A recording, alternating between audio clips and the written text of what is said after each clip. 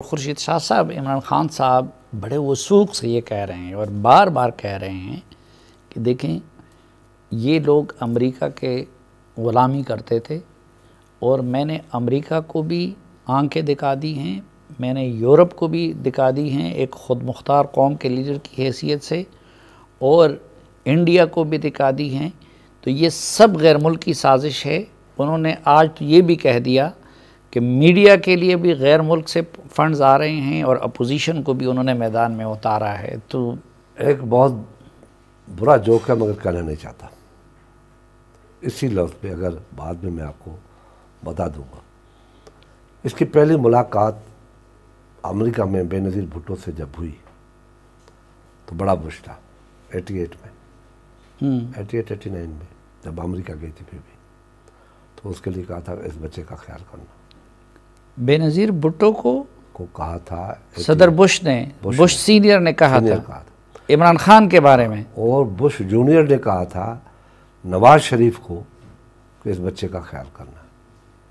इमरान खान के बारे में। इमरान खान एक आज से 30 साल पहले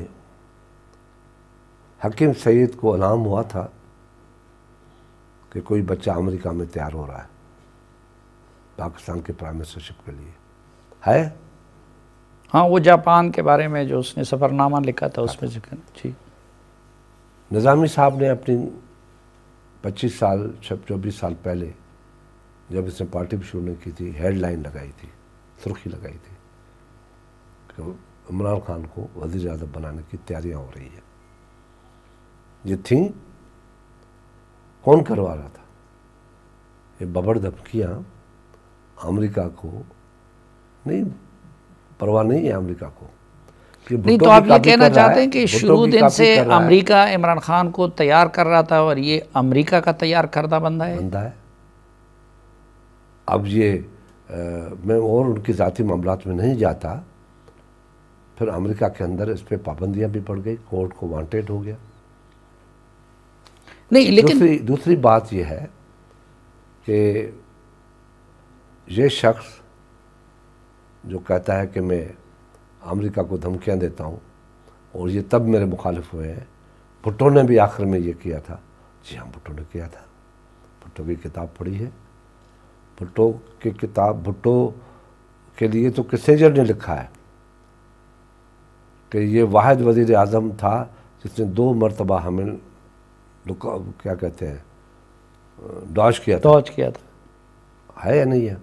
हाँ, नहीं, वो तो ओरियाना पेलासी ने भी अपनी किताब जो इंटरव्यू विद द हिस्ट्री है, और उसके बाद उन लोगों ने इसको कहा कि हम तुम्हें दुनिया के लिए सबक बना देंगे, मिसाल बना देंगे, क्योंकि न्यूक्लियर का मसला था।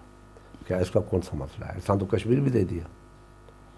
नहीं, लेकिन वो ये कहता है, वो भुट्टो का हम मानते हैं, भुट्टो और इनका कोई भुट्टो का रीज़न था। हाँ, क्या रीज़न है अमेरिका को? अच्छा, ये रशिया चला गया ये दिखाने के लिए कि अमेरिका इस पर नाराज़ है। भाई, रशिया के साथ तू जो कुछ करके आया बता दे। नहीं, खैर रशिया तो जरदारी साहब सबसे पहले गए थे और उस वक्त हिलरी क्लिंटन ने धमकी भी दी थी उनको। मैं कई बार लिख चुका हूँ कि अपना जो बातें हुई हाँ, वो रिकॉर्ड पे आई। हाँ, मगर इनकी बात रिकॉर्ड पे आनी चाहिए ना। हाँ, क्या बात करते गए और अमेरिकन ने, रशियन ने इसको क्या कहा?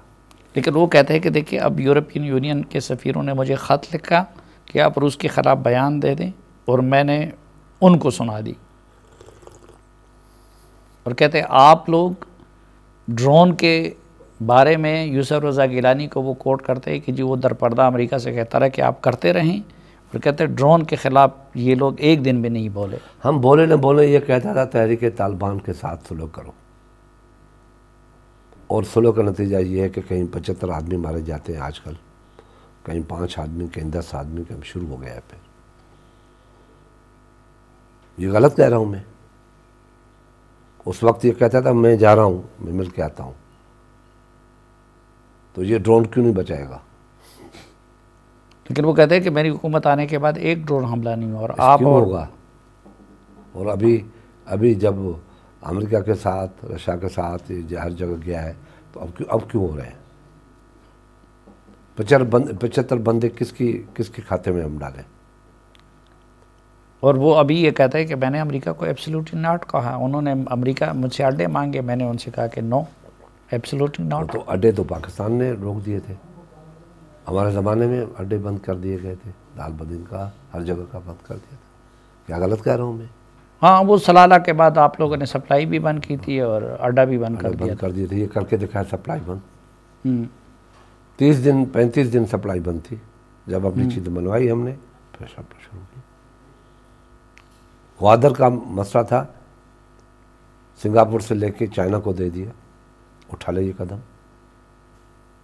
ईरान के साथ हमने गैस पाइपलाइन का मुआहदा किया, बना पड़ा है, वो आ गया अभी तक, बनाए उससे लगाए। कोई स्टेप तो लेके दिखाए ना कि मैंने ये किया है, इस वजह से मुखालिफ है।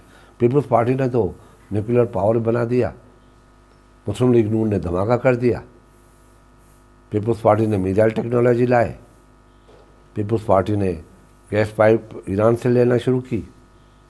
हमने तो कुछ करके दिखाया, ये कुछ करके दिखाया तो हमें पता पड़े कि अमेरिका इसका मुखालिफ है। वो कहते हैं मैंने कौम को अज़म दिया, हौसला दिया और अमेरिकियों की आंखें में आंखें डालकर बात की, एब्सोल्युटली नॉट कहा। कौन सा कौम को दिया? कौम को तो इसने मायूस कर दिया। कौम को तो क्या कि हौसला दे के आया कि मैं आपको 1 करोड़ नौकरियाँ दूंगा, हौसला दिया। कौम को तो उसने कहा कि मैं आपको 50 लाख घर दूंगा। कौम को तो ये कहा कि डॉलर मैं 90 रुपीज़ पे ले आऊँगा।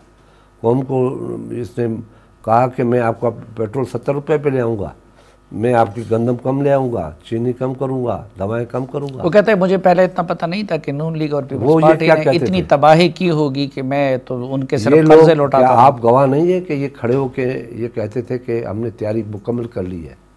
90 अगर इनको ये पता नहीं था तो हुकूमत में क्यों आए? ये तो कहते थे कि हमने तैयारी की हुई है, हमारे पास सारी चीज़ें तैयार है, हमारे पास जो ओपनिंग बैट्समैन है असद उमर वो तैयार बैठा है। एक जिस बंदों को अपोजिशन में रहते हुए भी पता न हो कि बजट के अंदर, जो बुक्स के अंदर, इकोनॉमी के अंदर जो कुछ है, भाई उस ज़माने में तो फिर भी पेट्रोल 70 रुपये था, क्या ये नहीं देखा था? हमारे कर्जे 24 पे थे, अब 43 पे है, क्या देखा था इसमें? गंदम आपका 35 रुपये थी, चीनी आपकी 50-55 में थी, डॉलर आपका 105 में था, क्या देखा? यही देखा था, यहाँ तक तो ले आता ना। लेकिन आज भी उन्होंने कहा कि देखिए असल चीज़ अखलाकियात होती है और मैं अमर बिल मारूफ कर रहा हूँ, रियासत मदीना बना रहा हूँ। और कहते हैं कि इससे पहले इन लोगों ने बदतहजीबी को आम किया था। बदतहजीबी दुश्मन भी कहेगा आंखें बंद करके कि बदतहजीबी जितनी इनके पास है किसी के पास नहीं है। क्या पार्लियामेंट के अंदर पहले गालम गलौज सुनी थी आपने? इतनी पार्लियामेंट का तकद्दुस ख़त्म कर दिया लोगों ने गालियां दे के। लेकिन वो कहते हैं कि बात ये अक्सरियत आज कि उमर बिन मारूफ बन रहा है, तो भाई आप मदीना की रियासत की बात करते हो, खुदा के वास्ते नाम बदनाम नहीं करो मेरे नबी का, ये उसका शहर है। उसमें तो खलीफतुल मोमिनीन उमर, हज़रत उमर ने कहा था कि मेरी सुल्तनत के किसी गली के अंदर कुत्ता भूखा मर गया तो उसका भी जिम्मेदार मैं हूँ। रियासत मदीना तो वो थी क्या? रियासत मदीना ये थी कि मैं टमाटर, प्याज, ये इसके लिए आया था, मैं तो आपको जगाने के लिए आया था। वो तो भुट्टो ने जगा लिया। लेकिन वो कहते हैं मैंने जगा लिया है। और आज उन्होंने कहा कि ये जो MNAs मुझे छोड़ के जा रहे हैं, इनके बच्चों को स्कूलों में भी नहीं छोड़ा जाएगा। अब किसी एक बच्चे को भी, जरदारी साहब के लिए उसने बंदूक तैयार की हुई है, बंदूक या राइफल जो भी। बेनज़ीर भुट्टो के लिए भी राइफल तैयार थी, हमें गालियां दे रहा है। अब कोई एक बच्चा भी कुछ नुकसान हुआ ना, डायरेक्ट FIR इमरान खान के ऊपर हुआ। स्कूलों में खुद कहा है कि उनके बच्चे सेफ नहीं होंगे। एक बच्चे के कमीज को निशान लग गया ना, जिम्मेदार इमरान खान को। लेकिन वो उनके वो वालिदैन जिम्मेदार नहीं होंगे जो वफादारी बदल रहे हैं? क्यों वफादारी बदल रहे हैं? वो जब वोट देने के बाद पता पड़ेगा ना, उनके साथ नहीं चल सकते। वोट जब दें उसके बाद पता पड़ेगा। उसका तरीक़ेकार आइन दे रहा है। यह तरीक़ेकार आइन में है कि उनको बच्चों को भी नहीं छोड़ा जाएगा, ये आइन के अंदर तरीक़ेकार दिया गया है। एक मायूस हारा हुआ जुआरी की तरफ पागल है। अब इसका दिमाग जो है ना वो बर्फ़ की तरह मांद हो गया है।